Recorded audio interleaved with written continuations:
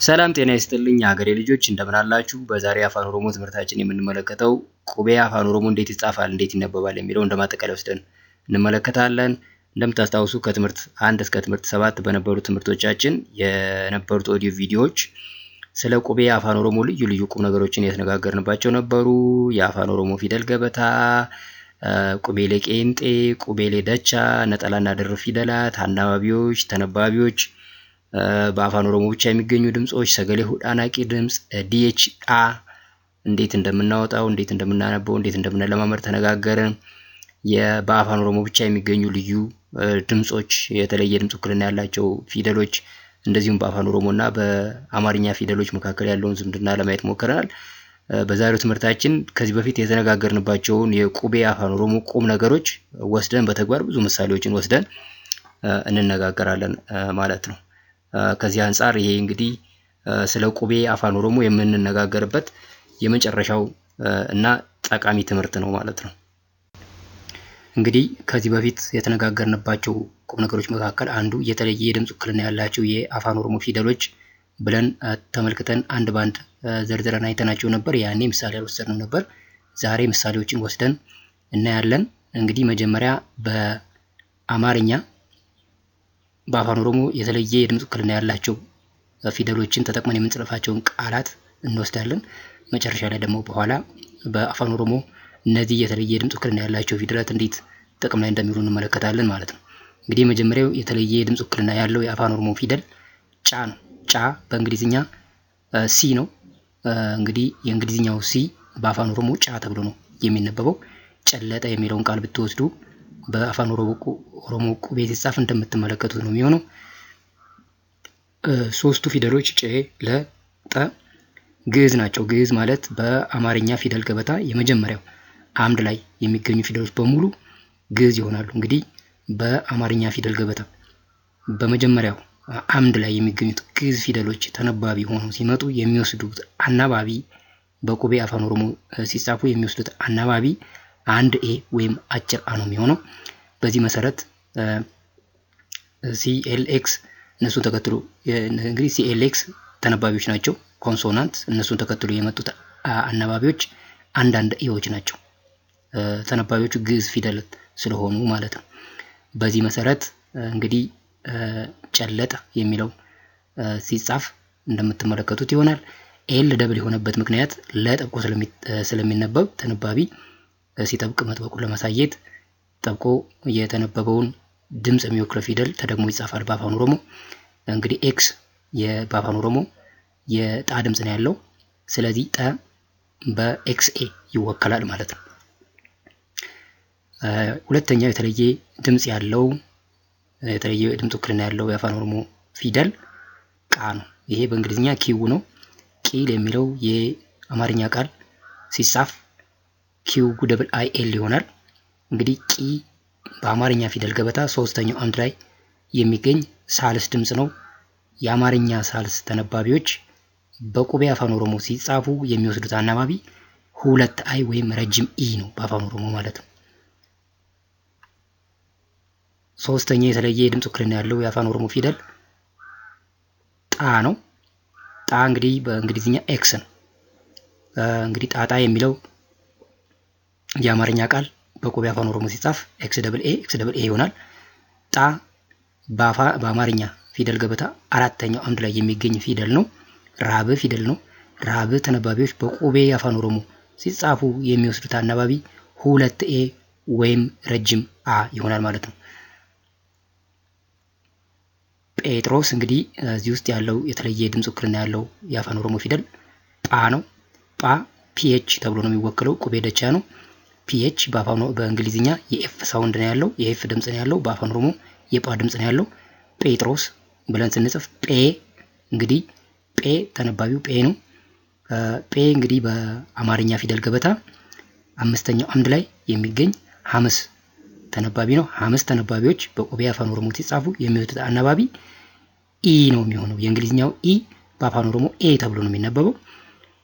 ኢ አንድ ሲሆን ተነባቢው አጠር ተደርጎ ይነበባል። ኢ ሁለት ሲሆን ተነባቢው ረዘም ተደርጎ ይነበባል ማለት ነው። ስለዚህ ፒኤች ደብል ኢ ፔ የሚለውን ይወክልልናል። ሽኝት በሚለው ውስጥ ያለው ልዩ ድምፅ ኝ ነው። እንግዲህ ኛ በአፋን ኦሮሞ ኛ የሚለው ቁቤ ደቻ ኤንዋይ ተብሎ ነው የሚወከለው። ሽኝት እንግዲህ ሶስቱም ሽም ኝም ትም ሳድስ በመሆናቸው ሳድስ ተነባቢዎች አናባቢ ከወሰዱ የሚወስዱት አናባቢ አንድ አይ ወይም አጭር ኢ ነው ማለት ነው በአፋን ኦሮሞ። ሌላው ቲኤስ ጻ ተብሎ ነው የሚነበበው። ቲኤስ ጻ ተብሎ ነው የሚነበበው። ጾም የሚለውን ቃል ብንጽፍ ጾ እንግዲህ ተነባቢው ጾ ነው። ሳብ ፊደል ነው። ሳብ ተነባቢዎች በቁቤ አፋን ኦሮሞ ሲጻፉ የሚወስዱት አናባቢ ኦ ነው የሚሆነው ማለት ነው። ስለዚህ ጾም ቲኤስኦኤም ተብሎ ይጻፋል ማለት ነው። ሌላኛው ዜድኤች ዣ ተብሎ ነው የሚነበበው በአፋን ኦሮሞ። እንግዲህ ዠለጠ የሚለው የአማርኛ ቃል በቁቤ አፋን ኦሮሞ ብንጽፈው እንደምትመለከቱት ዠም ለም ጠም ሶስቱ ግዕዝ ፊደሎች በአማርኛ ፊደል ገበታ የመጀመሪያው አንድ ላይ የሚገኙ ስለሆነ የሚወስዱት አናባቢ አንድ ኤ ነው ባልኳችሁ መሰረት ዜድኤችን ተከትሎ አንድ ኤ ዜድ ኤች ኤ ዠ ይሆናል። ደብል ኤል እናደርጋለን ምክንያቱም ዠለጠ ስንል ለ ስለሚጠብቅ መጥበቁን ለማሳየት ኤል ደብል ይሆናል። ኤልን ተከትሎ ለ እንግዲህ ኤል ኤ ተብሎ ይወከላል። መጨረሻ ላይ ጠ ኤክስ ኤ ይሆናል። ዠለጠ ሲጻፍ በዚህ መልኩ ይሆናል ማለት ነው። ማዕድ የሚለው ቃል እንግዲህ ማ ራብ ነው። ስለዚህ ራብ ስለሆነ ራብ ተነባቢዎች የሚወስዱት አናባቢ ሁለት ኤ ነው። ስለዚህ ማ ኤም ኤ ተብሎ ይወከላል። እንግዲህ በአማርኛ የአዘሮች አናባቢዎች ናቸው። ግን ማዕድ እዚህ ተነቧል፣ ተነባቢ ሆኖ መጥቷል።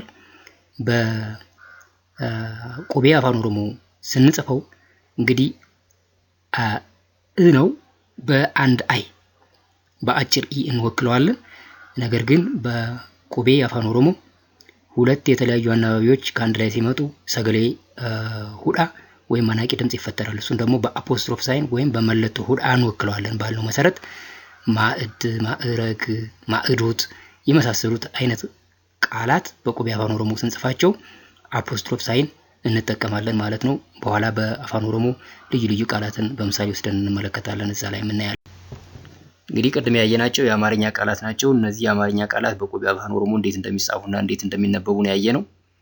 የአማርኛ ቃላት በአማርኛ ፊደል በሚጻፉበት ጊዜ ቃላቶቹ የሚዋቀሩባቸው ፊደሎች ተነባቢዎች ብቻ ናቸው። በአማርኛ አናባቢዎች አይጻፉም። የአማርኛ ቃላት በቁቤ አፋን ኦሮሞ በሚጻፉበት ጊዜ ተነባቢዎቹን ተከትለው የሚመጡትን አናባቢዎች በመመልከት ቁቤ አፋን ኦሮሞ እንዴት እንደሚጻፍና እንዴት እንደሚነበብ እንደ ጀማሪ ፍንጭ ይሰጠናል ማለት ነው።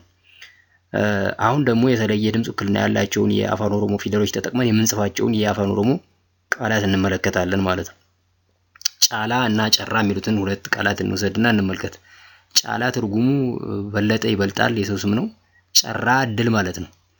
አንድን የአፋን ኦሮሞ ተነባቢ ፊደል ተከትሎ የሚመጣው አናባቢ ሁለት ኤ ከሆነ ያ ተነባቢ እንደ አማርኛ ራብ ፊደል ይነበባል።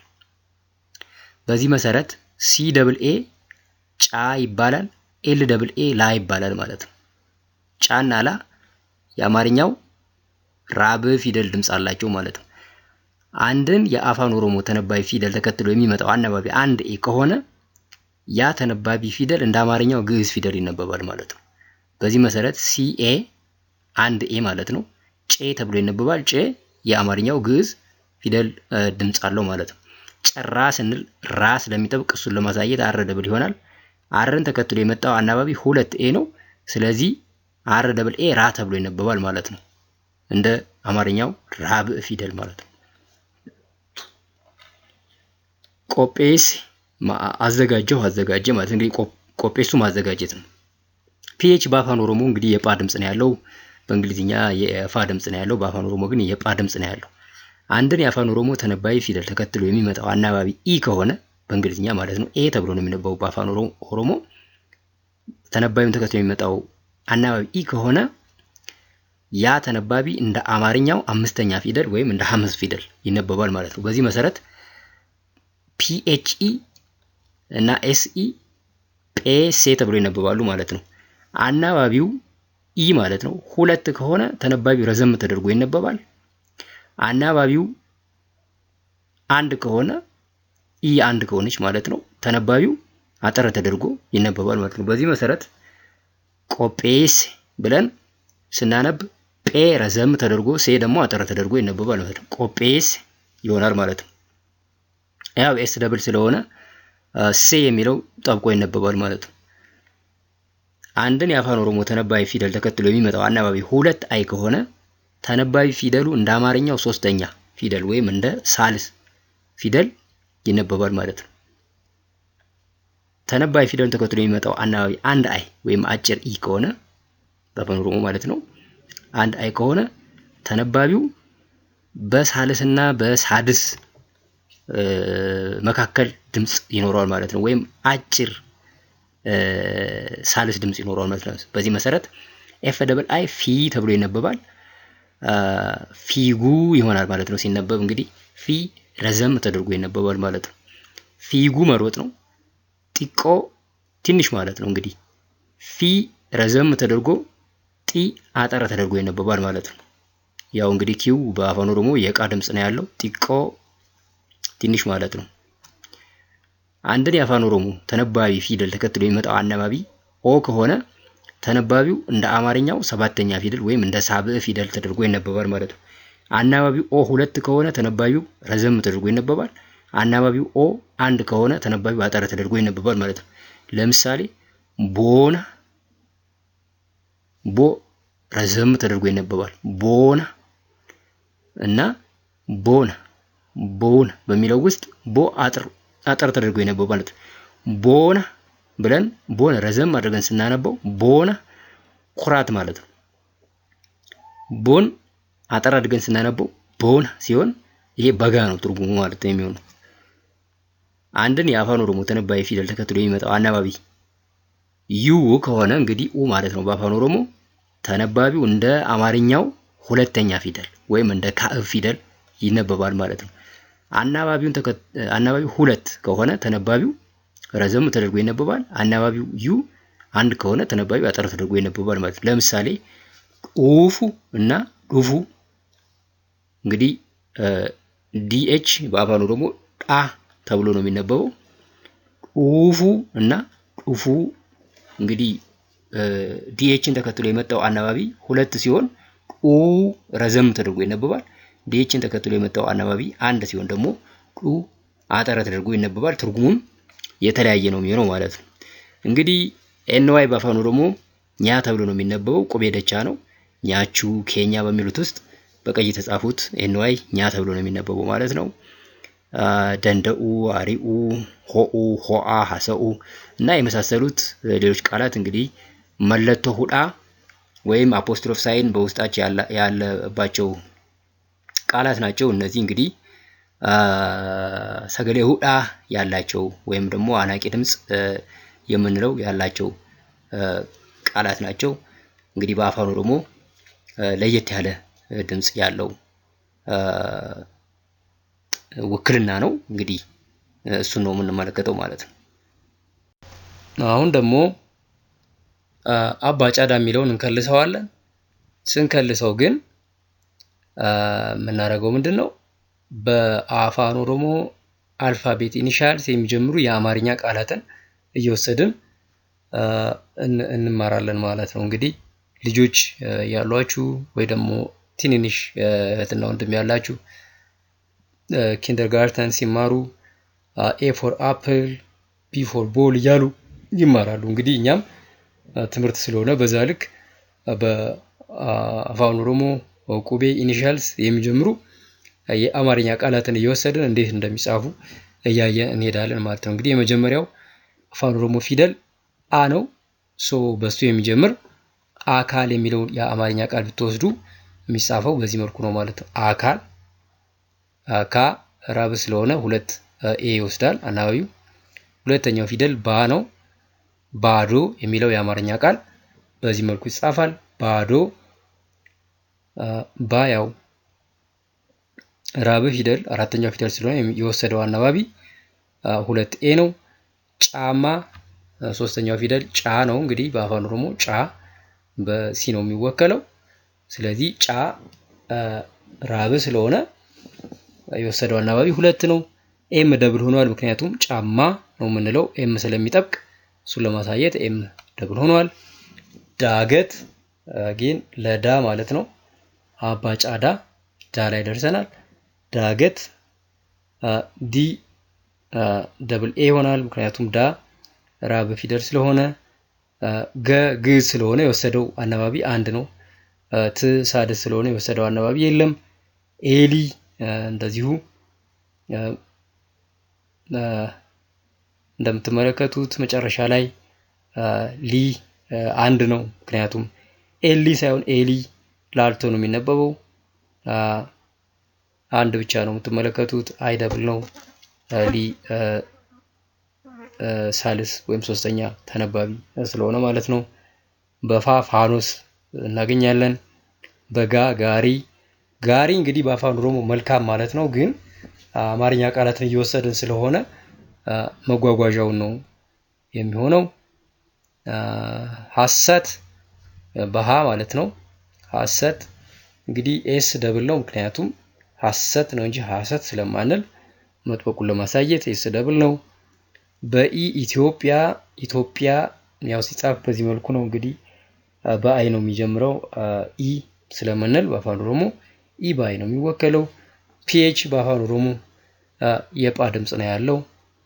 ጃኬቲ ጃኬቲ እንግዲህ መጨረሻ ላይ ያለችዋን አይ ኦሚት ማድረግ ይቻላል። ሳድስ ስለሆነ አናባቢ ላይ ወስድ ይችላል። ኬ ስለሚጠብቅ ያው ደብል ሆኗል። በካ ካባ እናገኛለን። እንግዲህ ቢ ደብል ሆኗል፣ ምክንያቱም ካባ እንግዲህ ካባ ትርጉም አለው፣ ግን የክብር ልብሱን ሪፈር እያደረግን ከሆነ ቢ ጠብቆ ይነበባል። እሱን ለማሳየት ቢ ደብል ሆኗል ማለት ነው። ላም ከዚህ በፊትም አይተነዋል። ለላ ላም አለን። ኤል ራብ ስለሆነ እሱ ተከትሎ 2 ኤዎች አሉት። ማዕረግ እንግዲህ ማዕረግ በሚለው ውስጥ አናባቢ ሆኖ ሳለ ግን ተነባቢ ሆኖ መጥቷል። እንደዚህ በሚሆንበት ጊዜ ሰገሌ ሆዳ ወይም አናቂ ድምጽ በአፋን ኦሮሞ ይፈጠራል። እሱን ደግሞ በመለቶ ሆዳ ወይም በአፖስትሮፍ ሳይን እንወክለዋለን ባለው መሰረት አ አንድ አናባቢ ነው፣ ኢ ሌላ አናባቢ ነው። እነዚህ 2 የተለያዩ አናባቢዎች ተከታትለው ሲመጡ ሰገሌ ሆዳ ይፈጠራል። እሱን ለማሳየት አፖስትሮፍ ሳይን ተጠቅመናል። ናላ የዞረ ይላሉ አንዳንድ ሰዎች አይደለም። ስለዚህ ሁለቱም ራብ ፊደሎች ስለሆኑ የወሰዱት አናባቢ 2 ኤ ነው። ናላ ሲነበብ እንደዚህ ነው። ኤል ያው ነጠላ ነው፣ ደብል አይሆንም፣ ምክንያቱም ስላልጠበቀ። በኦ ኦሞ የሚለው ቃል በዚህ መልኩ ይጻፋል። ፓፓያ እንግዲህ ፓፓያ ሁለተኛው ፒ እና ያ ጠብቀው ስለተነበቡ እሱን ለማሳየት ፒ እና ያ ደብል ሆኗል። ሶስቱም ተነባቢዎች ራብ በመሆናቸው የወሰድነው አናባቢ ረጅሙን አ ነው። ኤ ደብል ሆኗል ማለት ነው። ቃሪያ እንግዲህ በቃ ቃሪያ እናገኛለን። በአፋን ኦሮሞ ኪው ቃ ተብሎ ነው የሚነበበው። እዚህ የጠበቀ ተነባቢ ስለሌለ ደግሞ የተጻፈ ተነባቢ ፊደል አትመለከቱም። ራስ እንግዲህ ራስ በአማርኛ ማዕረግም ሊሆን ይችላል፣ ወይም ሄድ የሚለው የሰውነት ክፍል ሊያሳይ ይችላል። ስለዚህ በራ ራስ አለን። ራስ በቁቤ አፋን ኦሮሞ ሲጻፍ ይሄን ይመስላል። ሳፋ በኤስ ማለት ነው። ሳፋ እንግዲህ ኤፍ ስለማይጠብቅ አንድ ሆኖ ትመለከታላችሁ። ሳናፋ ራብ በመሆናቸው የወሰዱት አናባቢ ረጅም አ ነው ማለት ነው። ታሪክ እንደዚሁ በቲ ማለት ነው። በታ ታሪክ እንግዲህ ታሪክ ሳይሆን ታሪክ ስለምንል አር ስለማይጠብቅ አለመጥበቁ ለማሳየት ተደርቦ አልተጻፈም። እንደዚሁም ሪ ደግሞ ሳልስ ድምጽ ስለሆነ ሳልስ ድምጽን ተከትሎ የሚወስደው አናባቢ 2 አይ ነው ብለናል። ክ መጨረሻ ላይ ሳድስ ስለሆነ አናባቢ አልወሰደም። ኡደት እንግዲህ ኡደት ደ ለኡ ማለት ነው። ኡደት ደ ግዕዝ ፊደል ስለሆነ እሱን ተከትሎ የሚመጣው የአፋን ኦሮሞ አናባቢ 1 ኤ ወይም አጭር አ ይሆናል ማለት ነው። ቫይታሚኒ ቫይታሚን እንግዲህ በቫ ማለት ነው። ቫይታሚን በቁቤ አፋን ኦሮሞ ብትጽፉት በዚህ መልኩ ነው የሚጻፈው። እንግዲህ ቪ ቫ ራብ ስለሆነ ሁለት አናባቢ ወስደዋል። ይህ ሳድስ ስለሆነ አንድ አጭር አይ ወይም አጭር ኢ በአፋን ኦሮሞ ወስደዋል። ታ ራብ ስለሆነ ተከትሎ የመጣው አናባቢ ሁለት ኤ ነው። ሚ ሳልስ ወይም ሶስተኛው ፊደል ስለሆነ ወሰደው አናባቢ ሁለት አይ ወይም ረጅም ኢ ነው ማለት ነው። ዋንጫ እንግዲህ በአፋን ኦሮሞ ጫ በሲ ነው የሚወከለው። ሲ የጫ ድምጽ ነው ያለው። በዋ ዋንጫ፣ በጣ ጣሳ እናገኛለን። ጣሳ በያ ያሬድ እንግዲህ ያሬድ የሰው ስም ነው። ያሬድ ስምህን በዚህ መልኩ ነው የምትጽፈው ማለት ነው። ያሬድ ስለማን ሬ ስለማይጠብቅ አር አንድ ብቻ ነው። እንግዲህ ያ ራብ ስለሆነ የወሰደው አናባቢ ሁለት ኤ ወይም ረጅም አ ነው። ሬ ደግሞ ሐምስ ስለሆነ እሱን ተከትሎ የመጣው አናባቢ ኤ ወይም በእንግሊዝኛው ኢ ነው ማለት ነው። በዛ ዛሬ የሚለውን የአማርኛ ቃል እናያለን። እንግዲህ ዛሬ እንግዲህ ጊዜን ነው የሚያመለክተው በአማርኛው ሲጻፍ በምታዩት መልኩ ይሆናል ማለት ነው። ይሄ ደቻ ነው። ቁቤ ደቻም በተመሳሳይ በቻ ቻይና የሚለው ቃል በዚህ መልኩ ነው የሚጻፈው። ቻይና እንግዲህ ሻኛ ሁለቱም ቁቤ ደቻዎች ሻ ኤስኤች ነው፣ ኛ ኤንዋይ ነው። ሁለቱም ሻም ኛም ራብ ስለሆኑ እነሱን ተከትሎ የመጣው አናባቢ ረጅሙ አ ወይም ደብል ኤ ነው ማለት ነው። ጳጉሜ በሚለው ውስጥ በጳ ጳጉሜን እናገኛለን። በአፋን ኦሮሞ ፒኤች ጳ ተብሎ ነው የሚነበበው። በጻ ቲኤስ በአፋን ኦሮሞ ጻ ተብሎ ነው የሚነበበው። ጻድቅ የሚለውን ቃል እናገኛለን። ዚኤድኤች በአፋን ኦሮሞ ዣ ተብሎ ይነበባል። ዥዋ ዥዌ የሚለውን የአማርኛ ቃል በዚህ መልኩ እንጽፈዋለን።